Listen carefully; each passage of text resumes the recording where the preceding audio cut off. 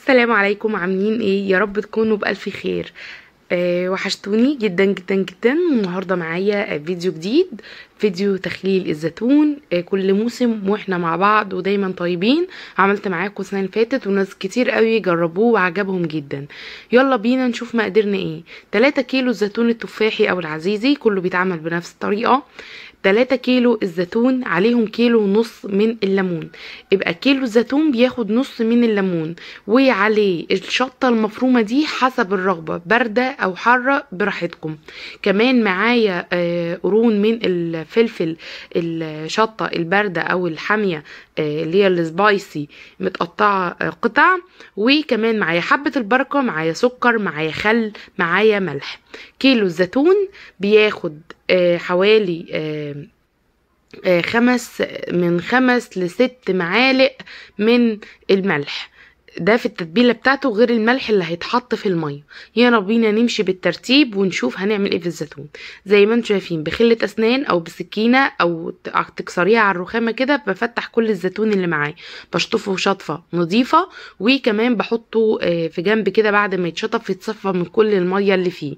وداعا بقى لنقع الزيتون لفتره طويله ونملحه بالملح والكلام ده، بقى اسهل طريقه خالص بالزيتون، تقدروا تجربوه معايا ان شاء الله.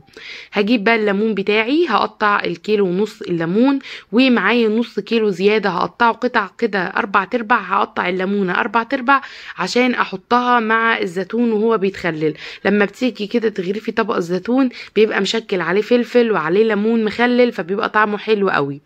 هقطع بقى كمية الليمون اللي عندي كلها وحاطه مصفى صغيرة في طبق. هبدأ ان انا هعصر كمية الليمون علشان ما تنزلش البذر. حطوا مصفى كده علشان ما تنزلش البذر في قلب الليمون وتتعبكم بعد كده لما تعوزوا تيجوا تصفوه. هعصر بقى الكمية اللي عندي كلها، وهبدأ ان انا نشوف هنعمل ايه بعد كده. ادي الليمون اللي انا قطعته 4/4 ورا اهو في طبق كده صغير، متقطع 4/4 علشان ابدأ ان انا احطه في قلب الزيتون وهو بيتعبى في قلب البرطمان. البرطمانات طبعا مغسولة ومتعقمة وناشفة تماما من اي حاجة فيها. هبدأ بقى اعصر الكمية كلها وهنشوف الخطوة اللي بعد كده ايه. هتجيب طبق كبير وهبدأ ان انا احط فيه الزيتون بتاعي. اعصر بس الكمية كلها واخلصها علشان ابدأ ان انا احط كل حاجة على جنب، عشان لما اجي اطبق كله على بعضه او اجي احط كله على بعض يبقى كل حاجة عندي جاهزة. هصفي كل الليمون الموجود، وادي البذر اللي خرج هرميه بقى في الزبالة. والقشر ده هنحتاجه لان احنا هنحطه على وش الليمون. عمل معايا حوالي نص لتر، ده حلو قوي بالنسبة لكمية الزيتون اللي انا عاملاها. انا عاملة 3 كيلو من الزيتون. هجيب طبق كبير وهبدأ احط الزيتون اللي اتصفى من المية تماما. هبدأ ان انا انزل عليه بالشطة المتقطعة سواء باردة او حارة زي ما انت عايزة، والليمون اللي متقطع 4/4، وكمان الشطة المفرومة الحمراء. كمان هنزل بمعلقتين كبار مليانين من حبة البركة. والسكر ده مادة حافظة وفي نفس الوقت بتحافظ لي على قرمشة الزيتون. هحط عصفر وده اختياري، بس العصفر بيدي طعم حلو لليمون اللي متقطع ومحطوط فيه الزيتون. هنزل بقى بكمية الليمون اللي انا عصرته كلها، كان حوالي نص لتر. وهحط 7-8 معالق من الملح مليانين هرميين، وهبدأ ان انا اقلب كل ده. بالنسبة للمية اللي هنسقي بيها اللي هنحطها للمخلل، مية مغلية وباردة من بالليل علشان اكون معقماها علشان ما تعمليش عفونة في الزيتون.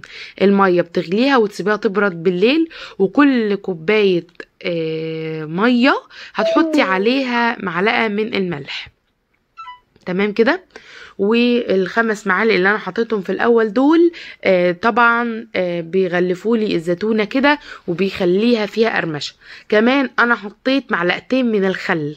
الخل مش بيهري الزيتون، بل بالعكس بيحافظ على لونه وقرمشته ومش بيهريه خالص. هو والسكر ماده حافظه وبتحافظ لي على قرمشه الليمون او الزيتون. تمام. هبدا بقى ان انا اجيب برطمان معايا مغسول ومتعقم وهعبيه كله. ودي الميه اللي اتبقت في من الحاجات اللي انا حطيتها على بعضها يعني. هبدا بقى ان انا انزل عليها بالميه اللي انا كنت مغلياها ومبرداها. هحط كله على بعضه وهنزل بالملح، وزي ما قلت لكم مج الميه عليه معلقه من الملح.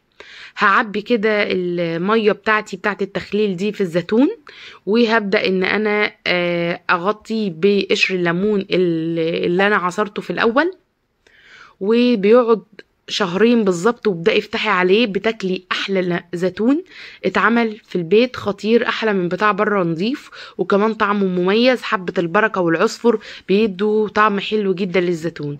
جربوا الوصفة زي ما هي، برجاء الاشتراك في القناة لو لسه مشتركتوش، وفعلوا زر الجرس عشان يوصلكوا كل جديد. سقطة زيت كده، حوالي معلقتين زيت على وش الليمون، بيحافظ لي برضو ان الزيتون معايا يقعد فترة طويلة وما يعفنش. يا ريت محدش ينسى اللايك عشان هو بيرفع الفيديو لناس كتير. اشوفكم ان شاء الله في فيديو جديد، واتمنى اكون خفيفة على قلوبكم، واتمنى الفيديو يكون عجبكم. انتظروني في وصفات حلوة كتير، دعواتكم ليا علشان ارجع اقوى من الاول. دمتم بألف خير، وربنا يديمكم نعمة في حياتي. وده البرطمان التاني، هبدأ ان انا برضو اعبيه بالمية اللي انا مية التخليل اللي انا عملتها، وهبدأ ان انا برضو احط على الوش بتاع الزيتون ليمون اللي انا عصرته. على فكرة الليمون ده بعد كده بيتخلل وبيكون طعمه حلو برضو، بياخد كده من تخليل البرطمان يعني. الطريقة سهلة جدا وما خدتش معايا وقت. كمان شوفوا عايزين وصفات ايه تاني اعملها لكم ان شاء الله. انا اصلا مصورة فيديوهات للمدارس، بس الظروف اللي حصلت لي دي خلتني ان انا مش عارفة انشر اي حاجة خالص.